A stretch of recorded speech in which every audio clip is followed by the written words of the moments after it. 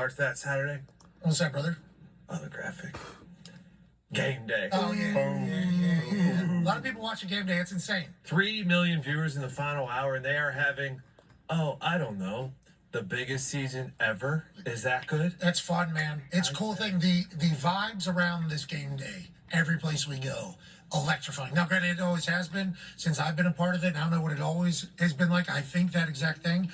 But people in this world that we're in now, enjoying the shit out of live events and being a part of something, every morning whenever you turn on College Game Day, you are going to get an environment that maybe you'll never get to experience, but you feel like you are through the television, let alone listening to the greatest of all time and Coach Saban talk about the sport that he was dominant over, and then listening to Kirk Herbstreit, who's been around for 27 years, Desmond Howard, who's the only person to win a Heisman and a Super Bowl MVP, and Reese Davis doing his thing, the authority breaking all the news. But it's like the crowds and how active the crowds have been this year have been so much fun, which is why, going to Berkeley, 6 a.m. local tip-off for College Game Day. I'm very eager and excited to see how it is because the crowds this year have been phenomenal, which I think is a big part of the entire success. But then this game day is only indicative, I think, of college football as a whole. That graphic with the games and the numbers of people watching this early in the college football season is phenomenal. Yeah, Kentucky Ole Miss, 4 million viewers, I believe, was the most watched noon game in a while. Same for the 5 million viewers, Auburn and Oklahoma at 3:30. And then the 12 million viewers for Georgia and Alabama was the most watched regular season game since 2017. So, just huge numbers across the board for college football. That's regular season game. Yeah. So that's like in December, whenever there's like implications on national championships and there was only 4 playoff spots, those regular season games. The big one, obviously Ohio State, Michigan, whenever everything is on the line, it's like this game happened in September. And they're having the most watch since 2017. It's bananas year right now for college football. Yes, it is. Let's go to the next one, which is DeBoer's dominance. Those 12 million eyes, that's what they were watching. Kalen DeBoer and his dominance. He's now 30-3 as a Power 5 coach. Wow. 30-3 as a Power 5 coach, which is huge. He's now 6-0 against Kirby, Sark, and Dan Lanning, who are 3 of the best coaches in college football right now. What does that say about Kalen DeBoer? He's pretty good. And what does that say about this Alabama team, who obviously has a phenomenal tradition, a phenomenally successful program, finding this guy to be the head coach out of Washington? Good hire, great hire. Milrose playing great ball, and they had to answer. It wasn't like they were obviously given a head start early in that game. Quickly. Head start, 14, 20, we're going, and Georgia's falling back. Then they get tested. They almost give that up at home when all eyes are on them, when it's being heralded as like the Mega Bowl of the SEC and all this. And then they had to answer, and they did. It's like, I think they both learned a lot about each other, but Alabama certainly in this DeBoer era had to feel good coming out of that, calloused almost for some big SEC battles. I mean, just going from Saban to him and just being like, oh, okay, this is like going from Favre to Rodgers. Rodgers to Love. We don't even have to worry about this anymore. Like, there was just no drop-off so far. How cool has DeBoer been on our program too, AJ? He's always been cool to us. From day one, he's been the man. Yeah, he doesn't change. I think that's probably when he was in the interview process, he feels very authentic. Like, he's not trying to put on an act or be somebody else. I feel very comfortable asking him questions I think that I wouldn't ask other people. I just feel like DeBoer's like a part, like... Seems like a good dude. Didn't he seem like a good dude? Like, just really good dude. Yeah, DeBoer's one of the boys here. Good vibes. Yeah, like, and he's a phenomenal... I guess, what is that? Just the ability to have everybody rowing in the right direction? You think that's what that is? Obviously, to your point, you said the job that they did finding him, and selecting him to be the guy to follow Saban. Like, just listening to that and listening to your conversation and listening to him up on the, during game day, answer all those questions, you're like, okay, you can see exactly why. What is it, though? What do you think it is? It's culture? Is it the ability to... I think he's got he's humble. He's got humility to him. I think he's a brilliant football coach, but somebody that's self-aware and aware of the circumstances. Like, I'm not going to come in here and be Nick. He recognized the greatness, and he understands the expectations and the standard, what it is, and not going to do it. I'm not going to try to be this guy. I can't be this guy. I'm going to be myself. And his track record speaks for itself. He's won every. What'd you say his record was? What? So currently 13-17 or something. 107-12 in 119 games, I think is what it is. But now it's 120 games. He's won 108 of them. Yeah, 108. Yeah. He's only lost 3 games. The most amount of games he's ever lost in a season is 3, and I think it only happened once, like his first year somewhere. Yeah, Washington. Yeah, was it? I thought so, but maybe, whatever the case. The guy just wins all the time. He was watching He's done everything right. The way he's running the program, just having the kids, kids going through circumstances, Friday. bringing that in on, what do they call it? Something Fridays? Friends Friday or something like that.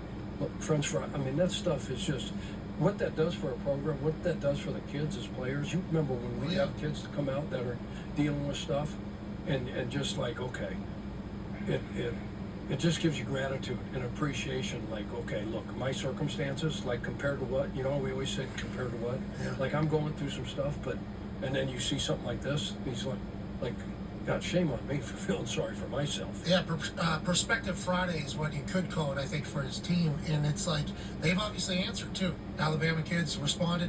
The Washington dudes responded whenever he got there. Kalen Moore's a good coach, man. He is. He's a fun coach. I'm embarrassed. I don't know why I used Rodgers and Favre and Jordan Love. I should have just said Chuck Noll to Bill Cowher to Mike Tomlin. Yeah, it would have been a coach. Yeah, that's a good thought. But you went to Green Bay instead, too, to show them love, which people respect out of you. That's why you're Doing that Associated a lot Press. lately. Corps. Yeah, let's move on. There are 4 guys who really separated themselves in the Heisman this week. We'll start with that game with Jalen Milroe. He had almost 500 yards of total offense in that game. He had 374 yards passing, 6 incompletions on 33 passes. That's pretty good. With 116 rushing yards and 4 touchdowns, he has 18 touchdowns in 4 games. He is your Heisman leader as far as odds are concerned. Second is Cam Ward, who kind of had his Heisman moment this weekend when he was down the VT. It was in the grass here in this play, and then made the play to get down to the goal line. They eventually come back, win the game on the Hail Mary. Cam Ward, 385 yards per game and 20 total touchdowns on the season. Then we go to Travis Hunter, who is averaging 9 catches a game, 112 receiving yards a game, has 6 touchdowns, 2 interceptions on the season. Anyone want to guess how many snaps he plays a game? 85. 85. That'd be good. That'd be good too. 132 snaps a game is what he's Average? Yes. What the hell? Man, that's an active offense. He's 132 hard, snaps. They run a lot of That's a lot of They plays. run a lot of plays. That's a lot of And plays. he can do it in Florida. I got it from Yahoo, so if it's wrong, that's on Yahoo.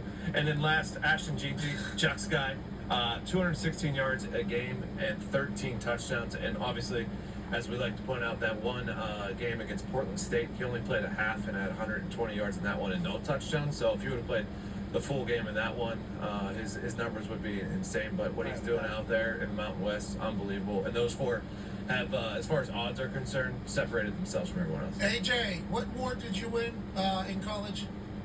Lombardi Award. Okay, which is what, linebackers? I think they say for like the front 7, basically. So D-line or linebacker. Wow. Okay, D-line or linebacker, congrats to you. The Heisman's a quarterback award, right? But it's awesome that Travis Hunter and Jeanty are in the top 4. I think that is very indicative of how great they have been. Do you view it the same way or no? Yeah, absolutely. It's a quarterback award first. We know that, but it would be cool to see a non-quarterback actually sneak in there and play. Devontae won it? Yeah, Devontae Devonta won it? Smith won it. Instead of Mac Jones, who was there. Derrick Henry had one. Fitz should have won it. But like very, Ingram? very rare. Very Mark rare. Ingram? Very, very rare, yeah. Yeah. Hey, Ingram was the first. Is it true? Was he the first Alabama player to win the Heisman? Yes, he was.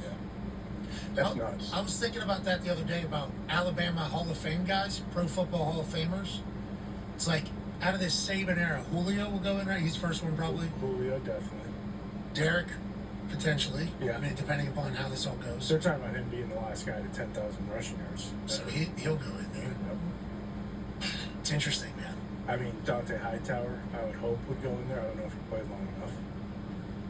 Some offensive lineman, I assume. For sure. Defensive lineman, I assume, will go in there. E-line. Like Derek Quinn Williams, actually. Potential. I mean, when it's depending upon how it all works out. Yeah, how he keeps going, yeah. Anyways, the Heisman, though, normally quarterback, those two are balling out. Travis Hunter's must-watch television. Yes, Not ma'am. that Jeanty isn't. It's just too late, mostly, for me. That's too late of a start. I'll watch the highlights on Sunday. It is. Yeah, And Those are late games. he's a highlight watcher, but you're saying every snap he's worth a watch. I assume he will be. Can't wait to start doing that for him, obviously. But Travis Hunter is must-watch television, and I think everybody knows it. Yes, yeah, they do. Also, must-watch television. There's a lot of freshmen out there, and there's a youth movement in college football. I want to talk about the top 4 teams in the college football and the youth movement. Number 1, Bama. Obviously, we saw Ryan Williams this weekend, the 17-year-old stud freshman wide receiver who, is their leading receiver by far, is their top playmaker by far. Without without him, do they win this game? Absolutely not. I don't think so. The offense is completely different because he is the stud. He is their playmaker on that offense. So that's huge for number one, Alabama. Game-winning touchdown. Yes, game-winning. Notification. Xfinity Voice.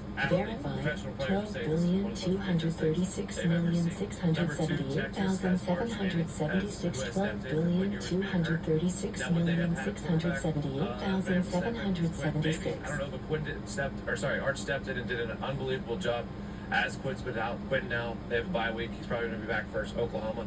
But also their number 2 leading rusher is a true freshman. And also their number 2 leading receiver is also a true freshman at Texas. So there's a youth movement at Texas as well. They're going to be fine for years to come. Number 3, Ohio State.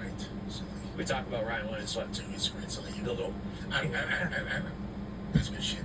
Number 3, Ohio State, Jeremiah Smith. I mean, we've talked about him. Now Ryan Williams could have upped this weekend, but that catch, he also had that catch this weekend. He's absurd for number 3, Ohio State. He's leading there with 5 touchdowns. He has 5 touchdowns as true freshman for Ohio State already this year. And then number 4, Tennessee, Nico Amalu. Go, you do. Iamaleava. Ia Male. Male Ava. Ava. Molly. He's leading. Male. Ia Male Ava. There it is. Bingo. Ia Male Ava. Hey, way to go, Who's? He is leading the Nico's number 1. great name too. So like Nico, great name. Yes. Iamaleava, great name. Yeah. Piece them together. Nico Iamaleava, great name. Yeah. Whoa. Yeah, it's really good. First It's team good football. They're the number 1 scoring offense in all of college football. In all the land. In all the land. So all top 4 of those teams are doing it with help from very, very young players on their football team. They're the number 1 scoring football team, college or professional. Yes. Yeah, I don't In think all the land. Yeah, I don't think any pro teams, I think they're 54 points a game, something like that. Best scoring team in the world, Greg. Yeah. Potentially.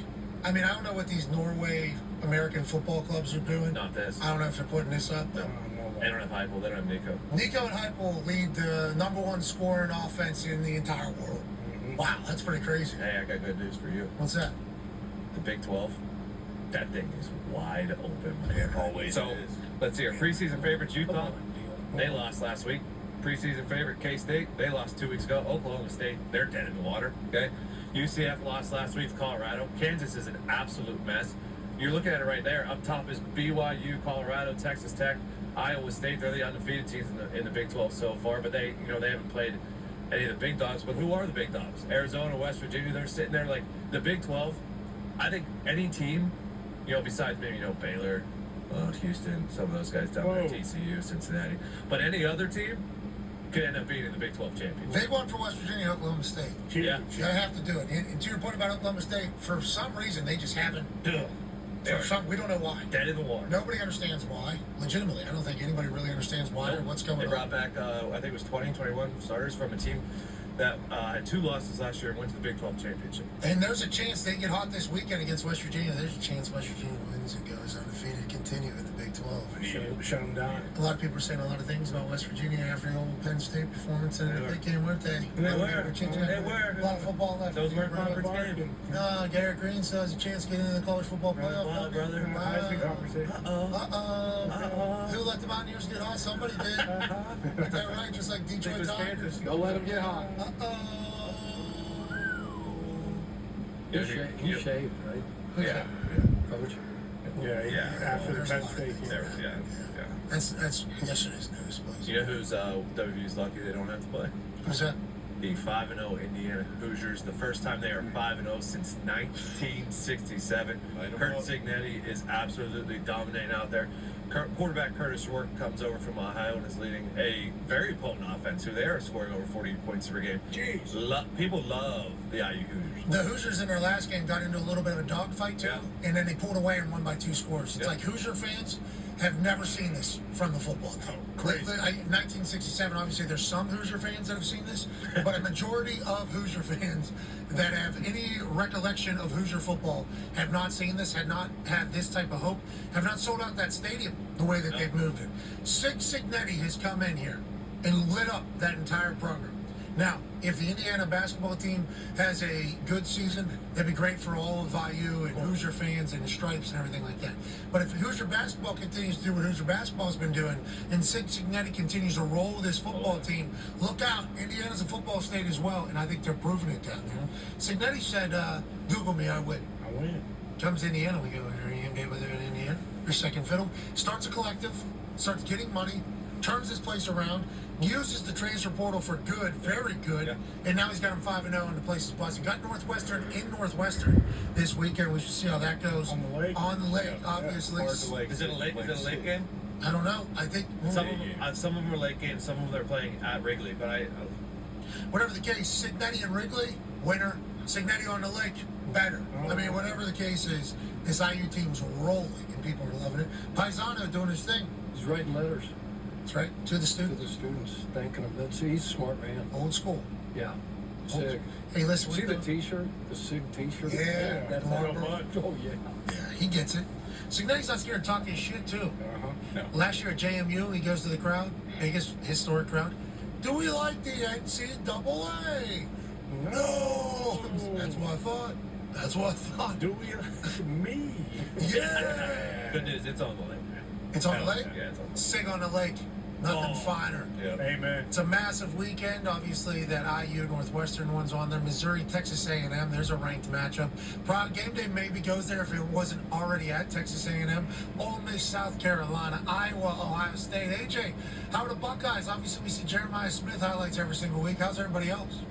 I think everyone feels pretty good. I mean, they want to see if Ohio State can run in this Iowa defense. Like, we know that it's a stout D, so I think it's going to be a good test. 19.5 is a lot of points there for the Hawkeyes. And Ty, obviously, congrats to the Schmitz. Not a beautiful baby. Oh, yeah. Yeah, congrats. I wonder how he feels about it all. And he'd probably say, got a tough Iowa team coming into this whole Sure do. 19.5 is a lot of points. Kurt's dogs are getting almost 20 points. Come on. Okay. Big Ten football still? Okay. West Virginia, Oklahoma State. We just chatted about that. Oklahoma State favored by 3.5. At home, look out. Garrett Green's running wild, brother. Yeah. Big 12 has been like just take the home team, but we need Garrett Green to roll wild. Watch it. So there's a good get right game for Ollie. I think he ran for like 400 last year against WU. So maybe not have. I Everybody said needs to if slow it down. I said Everybody- if there's a Yeah, get you right. know who their outside linebackers coach is now, though? Winner. Victor Cabral. Yeah. Bitch. Victory. And you can't spell victory That's my without victory. And we know that. Michigan at Washington. Washington favored by 2.5 Yeah, against top number 10 Michigan. 10 team in the It's a country. good one. Michigan. Good game. Yeah. It all comes down to the trenches. It's just trench warfare with Michigan. If they can run all over them with Mullins and Edwards, they have a chance to win the game. And Orgy. But how far can you go without throwing the football? They are going to find out. Well, Iowa, remember, for the last few years, been able to do a lot. I'll tell you the Big Ten title game. Will Johnson, I believe, is good to go. Still waiting on Rod Moore back in that secondary, but it's a great defense and down the rock, and hope to cover 3.5. Just like West Virginia, everybody counted out Michigan after the big loss to Texas. They counted them out. But look at them, still top 10, reigning national champs. Orgy's able to move it. Then you got Miami traveling to Berkeley, California. Cal getting 10.5 at home. Massive ACC game. First time college game day's been to Berkeley, California, which the photo in the back of this graphic is. That's Berkeley, California. Oh, sweet. Cool. I, that clock tower there, I'd assume is a pretty important thing. Yeah. Can't wait to get out there and kind of see what it is, Carl where it Marx is. built that. That's not. Who? That is not. Really? Come on. Oppenheimer built it. That, whatever the case, That might be- you're not right, neither are you.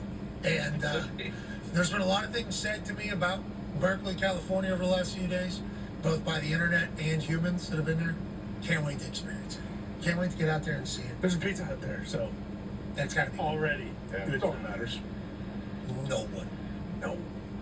And I mean no one.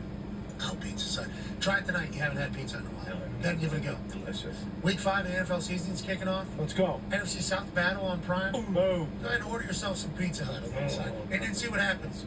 1 week's going to become the next week. It's going to become a tradition for your family. You guys are going to gather around some great pie and great wings. What? Get the wings. Boneless, everybody likes. Everybody likes chicken nuggets. Yep. Okay, boneless wings. Everybody likes flavor of boneless wings. They're bone-in wings. Phenomenal. Top tier. Oh, You can eat 40 of them. me. Me and you. They are good. They are very good. I wish we'd get the lemon. We haven't had those lemon pepper ones. First week, I think they. First week we had them. They're awesome. You want to? You want more lemon peppers? Bring them in. All right, let's get lemon pepper. I get agita with that sauce. The agita. Yeah. Is that more Italian? That's when you burp up a puke, I think, right? Heartburn. Little heartburn. Yeah. Woo. What is it? That's agita. I got a long flight home. If that thing starts to boil, Long flight. How long for you? gonna be farting the whole It way. takes a minute. Yeah, you fart on that commercial. Please don't. You're farting all over people. No, sir. 27B. Like he would He know. fakes like he's asleep. You gotta fake his sleep after Is that that. what you're doing? Yeah. I can't hear you. What? What? You smell? I don't smell. I can't smell shit. I can't. You Yes, smell? smell. Oh, it must be. Taste. What do you watch on those planes? Phil? Sometimes if they got frickin' they'll say we got Wi-Fi, right? You gotta pay And I for go it. to put the Prime on, we got Prime, but no Wi-Fi. Can't watch the game. And end up saying we're on a plane. Yeah, Some- I've been there. Some airline. Well, I mean, they all got Wi-Fi. Manga. There was an airline that struck a deal with Elon. They're going to provide free Wi-Fi. I can't remember which Yeah, airline it was. maybe United. United or And what we've been told that particular Wi-Fi, once cropped, actually not that. better. No, it's better. And I think they just got access to a part of the sky Orbis Atmosphere. whatever. to put their satellites in. I think they just got access to it. I believe there was quite a move by the others to not let their satellites in there. Love that. And now their satellites are getting in there, so I think they're able to hit more. But Wi-Fi on a plane is a must. 4 hours and 48 minutes over at Berkeley Bell. How long are you going? How long is yours over there? So it just depends where you got to connect to. So it's about like that. Where do you connect through? Usually Denver, so it's a couple, three. You ever go to the basement? You ever go to the basement of that Denver airport? Careful in there. What happens there? You tell me, AJ. What- You would know. Scumbag. I don't know. I hear a lot about the Denver airport, and it's very intriguing. I just don't know what's going on. There's something. You did hear something, didn't you? What are you guys making up? I've never heard anything. We're not Don't making worry about it. Just shit. Google it on your flight if you heard Scary horrors, You got it. jazz.